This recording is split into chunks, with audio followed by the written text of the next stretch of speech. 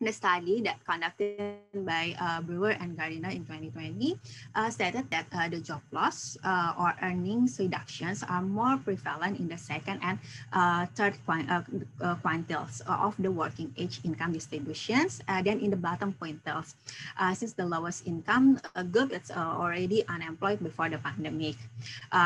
Meanwhile, for the study that conducted by Bellot in 2021 found out that the lower income groups suffering more economically in several countries, such as in Bangladesh, study from Razik, he found out that the consumption reduction, reliance on affordable starchy staples increase the portion of total spend allocated to food.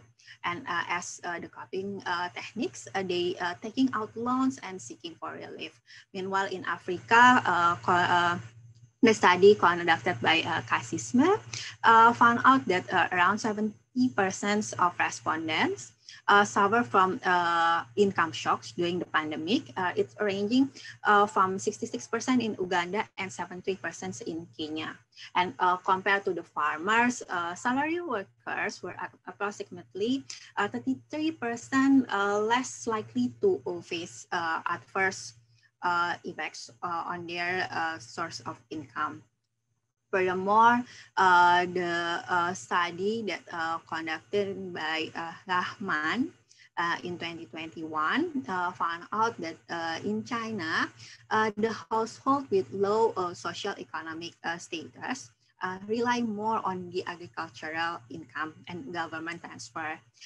In comparisons, household with a higher social economic status place a higher premium on business and local job as the sources of income.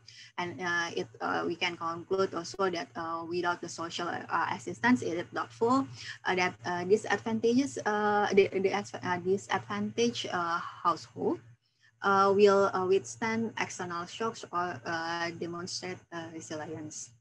And so on our study, this study using the primary data that collected to a survey conducted by LPEM FEBUI during August to September 2020. We involved about 4,000 respondents throughout Indonesia. And this is an online survey to email and telephone. For the sampling method, we use multi-stage random sampling method. For the respondent collection, we use the Macromeal Indonesia's database. We consider the geographical locations and also occupation and marital status. We have applied 3 sampling stage. The first is sampling is based on the number of provinces in one island and taking into account the number of confirmed COVID-19 cases in each province. And then the sample quota is based on the occupations and also the marital status. And the third stage is taking the random sample based on the population that have been previously segmented. And as the analysis method, we use econometric model or the logistic and binary logistic regulations. We use it to assess the determinants of household economic indicator changes during the pandemic. We applied for 4 models for 4 economic indicators: income changes, household expenditures, individual expenditure. All of these 3 using ordered logic. Meanwhile, for the coping mechanism, we use logistic. We also use individual characteristics such as employment status, sectors, and social assistance received during the pandemic as the independent variables. And this is the descriptive statistics from our survey. This can show that the workers in many sectors in Indonesia have slightly decreased income. It's less than 50% or steady income during the pandemic. Employment sectors that indicate the steady income condition during the pandemic are mining, manufacturing, finance, banking, and real estate. Most of the respondents, choose reducing expenditure. It's about 64.3% of them as a coping mechanism. Meanwhile, also most of the respondents also reported that no change in their expenditure. Some of the respondents reported that individual expenses such as health, staple food, communications are slightly increased during this pandemic. Maybe it's because they staying at home, and conducted the working from home, schooling from home. So the number of communication expenses is increased, and also the food. It is important household expenses such as health, communications, and electricity also slightly increased during the pandemic. For the estimation result, my colleague Lovina will present it. So please, Lovina. Thank you. Okay, thank you, Mbak Hanum. For the estimation result, note that we only showed some of the independent variables which having significant impact to the outcomes. Three sectors suffered from the pandemic and tend to have lower income are trade sector, hotel and restaurant, and also transportation and communication. It might be because of the restricted activities, especially in the tourism sector. However, only in-kind transfer and electricity subsidy beneficiaries experienced the lower income during pandemic from all the social assistance beneficiaries compared to the respondents who did not receive any social assistance. And then the result for the household expenditure changes during pandemic. Older respondents tend to have increased health and education household expenditure. Meanwhile, rent, recreational, and credit payment expenses decrease. Households with better socio-economic status also have increasing expenditure changes, where households with asset ownership tend to have increasing expenditure changes in electricity, health expense, educational expense, and even recreational expense. Based on the employment status, wages worker or the employee have increased expenditure during pandemic for staple food, electricity, health expense, and credit payment. Employment sectors that still survive even have more probability of having higher expenditure are mining, manufacturing, construction, financial service. And inter-subsidy beneficiaries have the increasing rent, health, recreational, and credit payment expenses. It might be explained by the subsidy which they get for interest payment, especially for the small and micro enterprise. So they have increasing expenditure on some goods. And then this is the result for the individual expenditure changes during pandemic. Respondent with higher socioeconomic status also has increasing individual expenditure, and business owners with permanent employees were also more likely to have higher telephone and internet expense during pandemic. Social assistance beneficiaries are more likely to have decreased individual expenditure during pandemic. Such as for the cash transfer, they have decreasing health expense, recreational and credit payment. Electricity subsidy also have decreased electricity expense, but increasing telephone and internet expense. And however, inter-subsidy and PBIJKN beneficiaries experience increasing expenditure on some goods, such as electricity and credit payment for inter-subsidies beneficiaries, and health and recreational expenses for the PBIJKN beneficiaries. Decrease in some of the expenditure for the social assistance beneficiaries might be caused by the household immediate response to the transitory income shock. Then this is the last result for choosing the coping mechanism. Note that this model is binary logistic regression without social assistance variable since it was omitted. Respondents with higher number of vulnerable household members are most likely to not have coping mechanism during the pandemic and less likely to choose to withdraw money or to take mortgage because they did not have broad choice regarding their coping mechanism. And people with higher social economic status and tertiary education also tend to have positive coping mechanisms such as longer work hours or withdraw their money or insurance claim. So for the conclusion, the study demonstrates that there is variability between individual characteristics and economic well-being during pandemic, where people with higher socio-economic condition are more likely to have steady or increasing income and expenditure.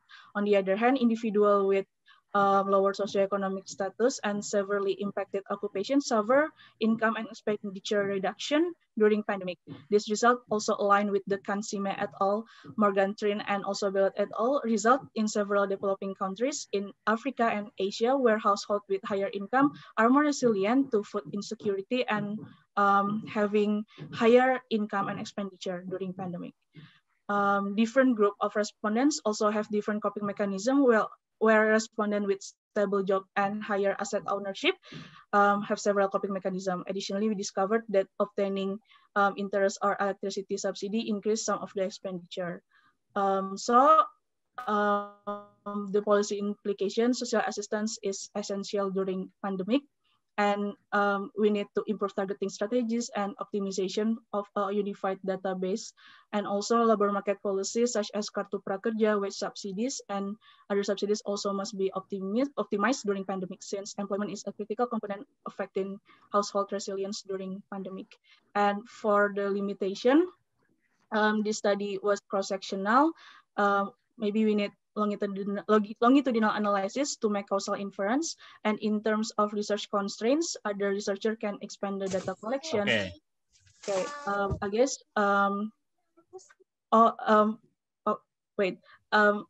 LPEM also conducted the second survey about the COVID-19 impact to household in 2021, which more relevant to analyze the changes during second wave of pandemic in Indonesia.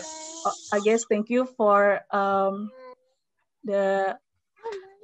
thank you very much, Ibu Hanum, and also Mbak Lovina for presenting their papers, implication of COVID-19 pandemic on household expenditure, income, and resiliency, empirical finding from Indonesia. Now we'll move to the question and answer session and also discussion session. If any one of you from the audience who are interested or who are willing to raise any question or any comments or to give any suggestion to the papers that has been presented. Any one of you? I have not seen anyone raise their hand.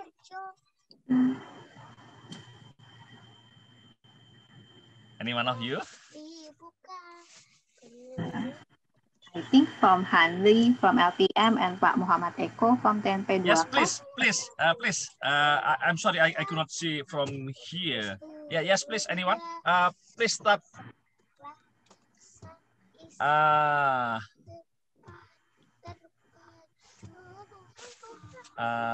Mbak Rania, could you please help me to give the forum to the audience who has raised his or her hand? Okay. Please, Muhammad Henry from please. FEB. Thank you, Pak Moderator. Bu Hanum, this is your colleague from LPEM. Thank you. Hello, Henry. This is more like a suggestion, I think. As we know that one of the coping strategies from households, they change sectors. They change sectors, maybe from makanan minimum sectors to, for example, like agriculture sectors. If I'm not mistaken, I haven't seen that in your research. So maybe, I don't know, it could be a good indicator for another indicators for coping strategies. Maybe you can try to catch it in your subsequent survey. That's probably it. I mean, if you have covered that sectoral change, that would be great. But if not, maybe you can do it in your subsequent survey. Thank you, Pak Moderator. Thank you, Pak Henry. Please, Bu Hanum or Pak Lovina. Okay, thank you, Henry, for the suggestion. Yes, it's very interesting to put the indicators on food and beverage sectors, the structural change. This is very interesting if we can put in our study, but unfortunately, we haven't accommodated in our recent study, but maybe as the since we still revise this paper, and also we also still waiting for the new data. Maybe we can accommodate in our future study. Maybe Lovina will add more answer. I guess not. Thank you for the suggestion, Pak Henry. Yeah, thank you very much. We go to Pak Eko Fadilla from TNP 2K. Pak Fadilla. Okay, thank you for the opportunity. Actually, I have two questions. One question is, first, looking at how positive results from the government assistance, do you think that our country need to start preparing some sort of a larger emergency fund that allows a longer and more sustainable support towards the people that has lost income or jobs, since this is seems to be the most crucial impact that we can see from the studies, that people with support tend to be able to ride this crisis better compared to they are not, and the government are not exactly having a long-term idea how to sustain this. Do you think that further studies needed on how to ensure the further longer support for the people during the crisis? And the second question would be, how would you like to expand the paper into including how the changes in the microeconomic indicator translated into the macroeconomic indicator that is experienced by countries around the world? Thank you. Okay, thank you. Bu Hanum. Okay, thank you, Pak Eko. It's very interesting. Yes, the pandemic is still continuing nowadays, and yes, the longer emergency support is needed for Indonesian people, but we have to do some exercise about what kind of the support that needed by the government, by the Indonesian people, but maybe the support is not only in monetary benefit, but also I think how to keep the people become more productive, and how they can create more, how they can create a new job opportunity will be needed in the future, in the long term, especially because maybe for if the government only giving the monetary benefit, only can cope the household expenditure, the current expenditure, but I don't know whether they could save the benefit or not, but because the pandemic is it will be a long-term issue actually. Maybe that's for the first questions, and then to expand the change in micro and macro indicators, maybe we will try to accommodate this on our next study, since we still we just received the new survey data, and maybe we can accommodate in our next study. Lovina or Nia, maybe Bu Hanum, thank you very much for the answer, but I'm afraid that we are already at the end of this session, so you have to move to the next presenters. Thank you very much, Bu Hanum, and also Mbak Lovina, and also their co-authors for presenting very interesting paper this morning. Thank you very much. Give applause. Let's give applause to them. Now let's move to our second presenter, which who is Bapak Ahmad Rizkullah. Bapak Ahmad Rizkullah will be presenting a paper titled Potential Nightlight Satellite Image Data in Identifying Impact from Natural Disaster. Good morning, Pak Ahmad. Hello, good morning. Can you Okay, hear my if you voice? are ready, then the time is yours. Wait. So, I do share screen first. Can you see my share screen? Hello. Yes. You can start while waiting for the presentation to be shared. Yep.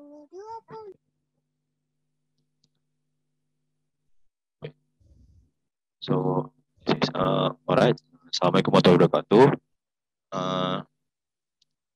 Thank you so much for the opportunity that you gave to us. My name is Alban Diskulo, and with Mr. Bintara, we want to share with you about potential like satellite image data in identifying the impact of natural disaster. The case study that we used was Palu earthquake in 2018 and Lombok earthquake in 2018. So this is the outline, the introduction, data review, overview of study area, analysis and discussion, and conclusion. This is the introduction. So the beginning of study came from the importance of study about natural disaster and its impact. The data that we need must collect it quickly because the data can be lost or be damaged during risky or recovery process because natural events such as rain, landslide, and so on. According to Zheng Wai et al., data from field survey are inefficient, dangerous, and making it difficult to identify the effect of large scale.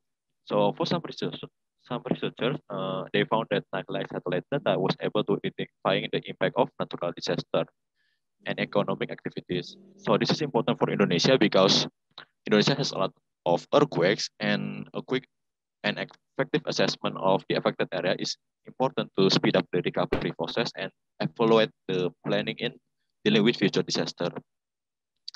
So the goal was trying to understand the ability of data identifying in the impact of natural disaster in 2018 Palu city earthquake and 2018 Lombok earthquake.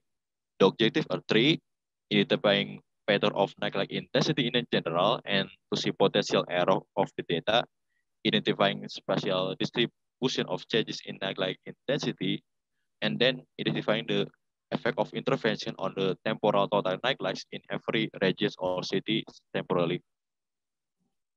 So the scope of research, the region that we used was covering areas affected by Palu city and Lombok earthquakes at the regions or city levels, and the data that we used was satellite image data from NOAA, MI version of disaster impact intensity by USGS, and then land cover data.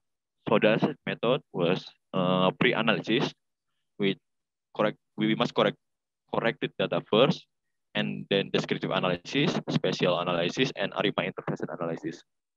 So pre-analysis stage, we trying to correct the background noise and temporal lights such as fire, volcanoes, and temporary lights. And every step has its own assumption right here.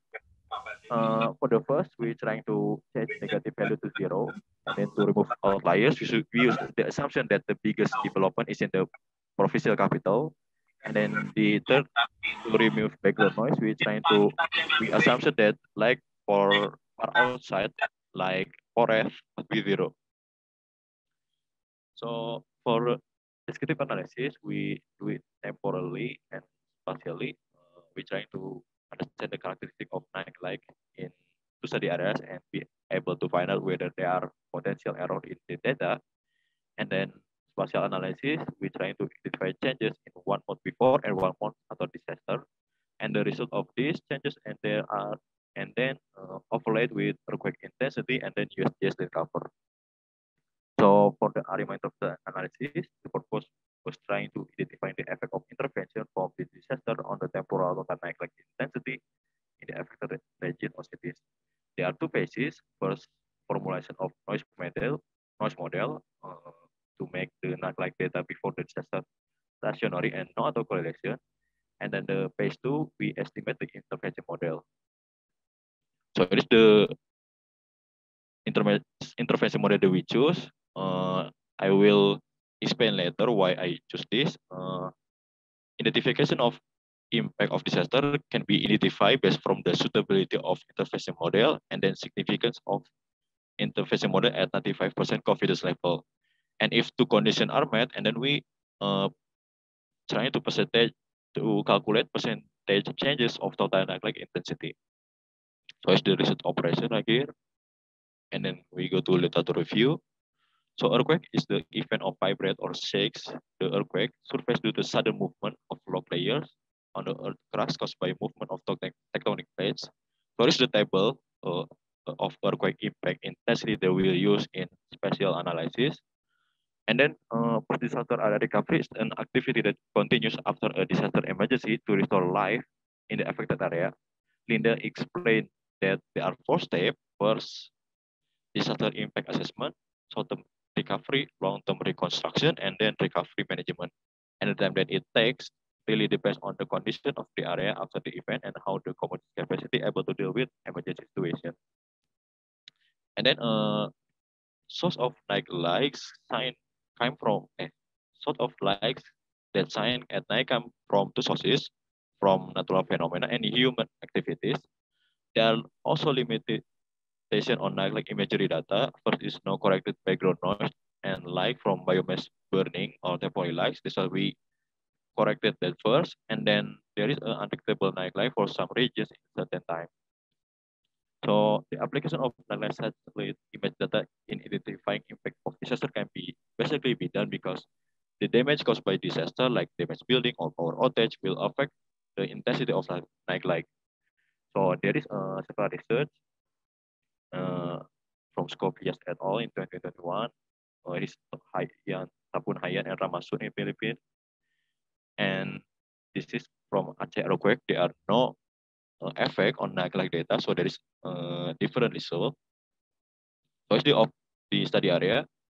So Palu City earthquake was happened in September 28, 2018 with a 7.4. It resulted in a tsunami that led to Palu City and then liquefaction in Palu and Sigi. So this is points up of liquefaction after Palu City earthquake. And then in Lombok earthquake, there is a series of earthquake in Lombok. First is July 29, 2018, and then August 5, 2018, August 19, and then 10 hours later. The August 5 on 2018 was the most impacted area and impacted earthquake. Sorry, not Lombok was the impacted area. So this analysis result and discussion for the identifying spatial and temporal pattern of nightlight. There are still fluctuation in temporal nightlight, even though correction have been made. The Palu City was the largest average total nightlight intensity, and there is a failure in detecting nightlights for certain months. For example, in November 2017 and January 2018, Palu City had no lights and all, and other regions only detected a little bit, and it's not related to disaster. So for the temporal total nightlight in NTB, total nightlight intensity also fluctuates but tends to increase. Central Lombok was the largest one, and then there is a failure in detecting nighttime lights for certain months. For example, in January 2017 and then January 2018, it's also not related to disaster. So this is a comparison of spatial distribution. Is the ideal in June 2018, and generally nightlight is scattered in Palu City and its suburbs. In November 2017 and January 2018, many areas were not detected like this. You can see that in blue circle like here. And then also the nightlight intensity in NTB, nightlight is widely scattered in the central part of Lombok Island. And in January 2017 and January 2018, many areas were not detected by nightlights. So for the first objective, we can conclude that there are nightlight data and post studies tend to fluctuate. There are a lot of factors between that, such as atmospheric condition, climate condition, moonlight, sunlight, and other factors. And there's a lack of energy infrastructure in both study areas because there is a lot of power outage that happen in spot of study areas is not related to disaster, and the failure of field sensor to detect neglect in certain months and it's not related to catastrophic event that indicates that neglect image data has a weakness in terms of neglect data quality. For the second analysis, in the left, the decrease of intensity of neglect mostly occur in Palu City and its suburbs. And according to comparison, the decrease in neglect intensity match to the MMI disaster intensity data. And then in the right side, the decrease in neglect intensity is much wider in undeveloped areas. And then in West Nusa Tenggara, I already told you that 5 August earthquake was the largest, the most impactful earthquake. From this analysis, the decrease of intensity of neglect is generally found in central part of Lombok Island when compared to the intensity of MMI disaster. Comparatively, there are discrepancies, especially in the northern part of the Lombok and East Lombok. The decrease in the neglect intensity was also much wider in undeveloped areas. These are here. And then there's a different result of the suitability of neglect data in Palu City earthquake and the Lombok earthquake. But from the overall analysis with the land cover data, it can be seen that both two cases have result that decrease in neglect intensity has decreased more in the unbuilt area compared to built up area. This is contrary to Zhao that ideally neglect will experience a decrease in intensity because the damage to the building or maybe a power outage in the area. So for the third analysis, we use this as the model because based on literature review about post-disaster area recovery and the previous study, to know there is an intervention effect caused by disaster, we look the intervention effect is suitable or not, and if suitable, then we figure out the significance of confidence using a 95% confidence level. So for the Palu city earthquake, we can conclude that Palu City, Sigi, and Donggala are disaster affected areas. And then when compared with disaster point data and building damage, we can conclude that the neglect image data was able to identify the impact of natural disaster. Is the Sigi. And then if we we calculate estimation of decreasing of total neglect, we can conclude that Sigi regency is not only the most affected region, but also the fastest recovering region. And then for the West Nusa Tenggara, none of the intervention was significant. So neglect image data is unable to identify impact of disaster in Lombok. The cause is difficult to explain. It could be error in neglect data. It could be the damage cannot be represented by neglect image data, or maybe the impact that occurs in rural areas where the neglect image data is better capturing, like in urban areas. So there are study findings for the objective one. It still fluctuates in the temporal neglect, even though the correction have been made. In the certain months, neglect data is not detected for some regions, including urban areas. This indicates that this neglect data has weakness in data quality. For the second objective, there is a different result when the change in neglect is compared to the intensity of disaster. The Palu City earthquake has to match, while the Lombok earthquake is not. In the overlay analysis, the decrease in neglect intensity is wider in undeveloped areas than in developed areas. And then in objective 3, neglect image data was able identifying the impact of disaster in Palu City, Sigi, and Donggala. But in the Lombok cases, unlike data cannot be identifying with, it cannot identify the impact of Lombok earthquake. So there is a match between spatial analysis and ARIMA intervention analysis. For the conclusion here is those two cases gave contradictory results identifying the impact of disaster with neglect imagery data. This is so that neglect image data has the potential to identify the impact of disaster. However, factors such as data quality and regional condition can affect the result of estimate impact of disaster. So for the recommendation, researcher must be careful in using NAGLIC data to define the impact of natural disaster. But in China, in 2019, China has launched the LJ-101 satellite, which is able to capture better NAGLIC data than fear. There is a weakness of the study. First, the correction method that we use are not related to remote sensing. And then the RMO model that we use using the assumption that the development of intervention effect occurs geometrically. And then MMI version of disaster intensity scale index is not ideal in seeing the affected areas in detail. And the land cover data use tends to have a small data scale.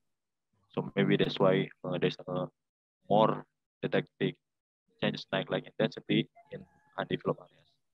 So thank you for your attention. Thank you very much, Pak Ahmad, for your presentation. Potential night light satellite image data in identifying impact from natural disaster. Okay, now we move to question and answer session. Please raise your hand if you have any question or any comments, any suggestion for Pak Ahmad. Anyone? I have not. Oh yeah, Pak Muhammad Eko Fadilla, please. Pak Eko? Yeah, thank you. I just wondering, since there seems to be need some sort of adjustment on the night light data, is it possible to use the machine learning or AI to improve the readability of the nighttime data, perhaps by collecting a year of nighttime data and try to run it over an AI to see if there are some sort of adjustment method can be used to improve the night light detection using the AI or machine learning? Is anybody doing it? Thank you. I will answer the question. Thank you so much for the question. To correct the data, I use with kind of special analysis. It's not the method was not using remote sensing data because remote sensing technique. I mean, because the problem was there is a lot of factor, not only about data. There are a lot of factor between that. We need more data, like sunlight, moonlight, something like that. So I think if using AI, I think it will make better, but at some point I don't know how to do this because I only using only spatial analysis is, but I know it's not perfect in correcting the neglect data, but it's the simplest method that I could use. Thank you so much.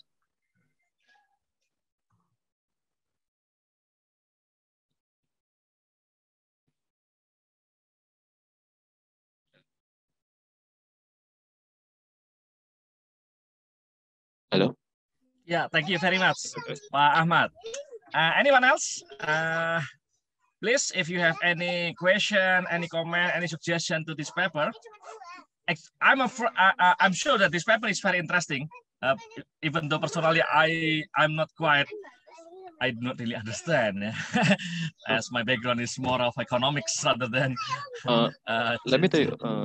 Can I explain? Yeah, please. If you have something to add, Pak Ahmad. Maybe it's not related to the economic, right? Yeah.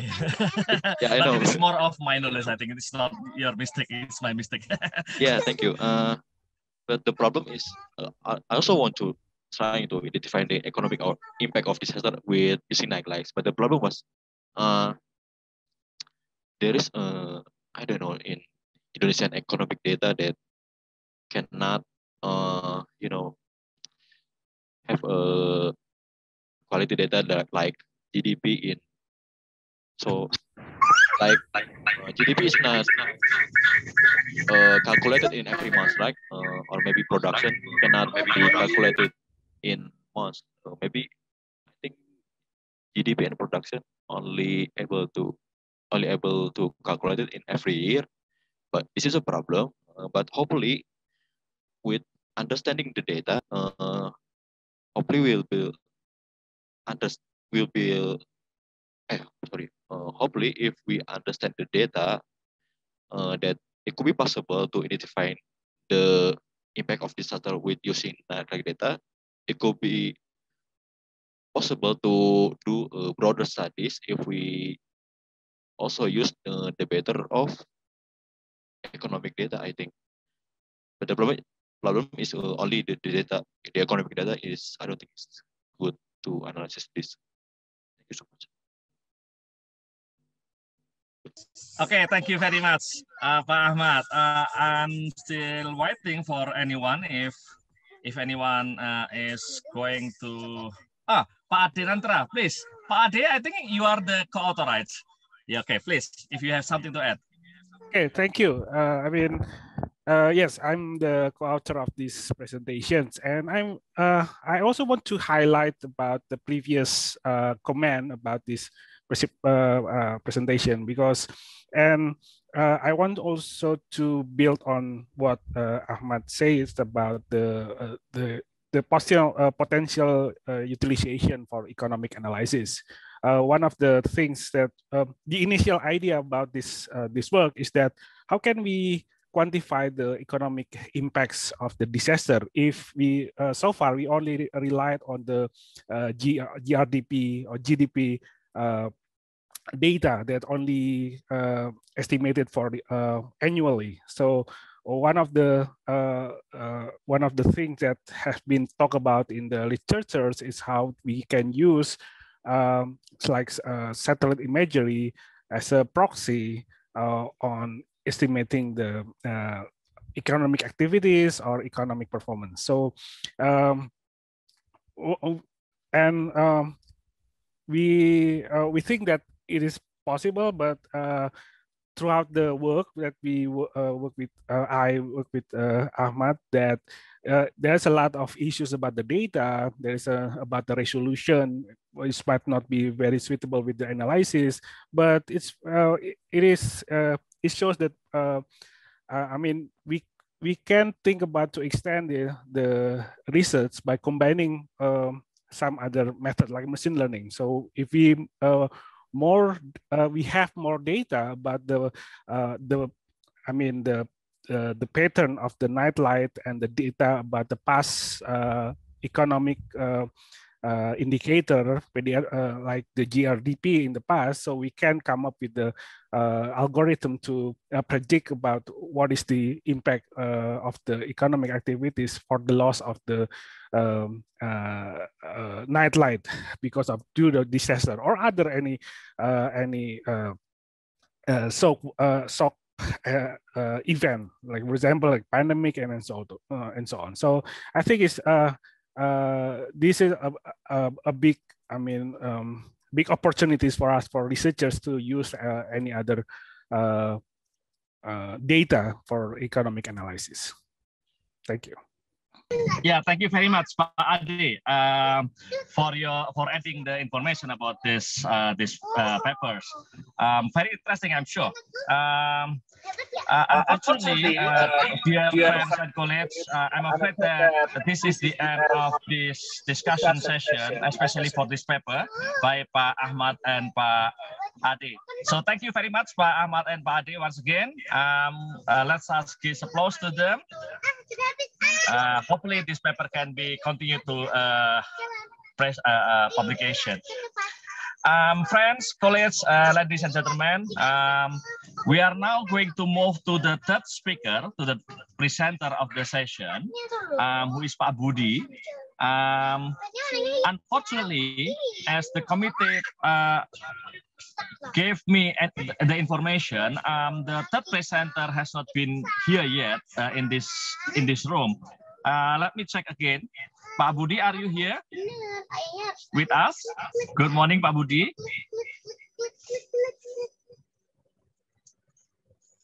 Not yet.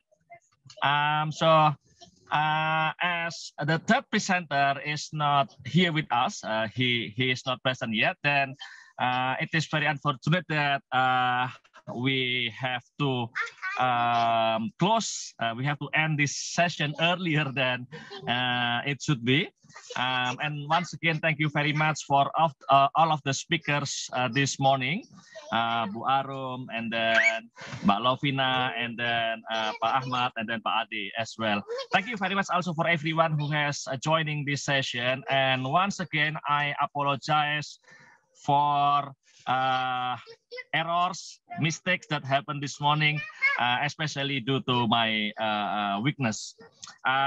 See you in the next sessions of the 16th IRSA Conference 2000 and 2001. Good morning.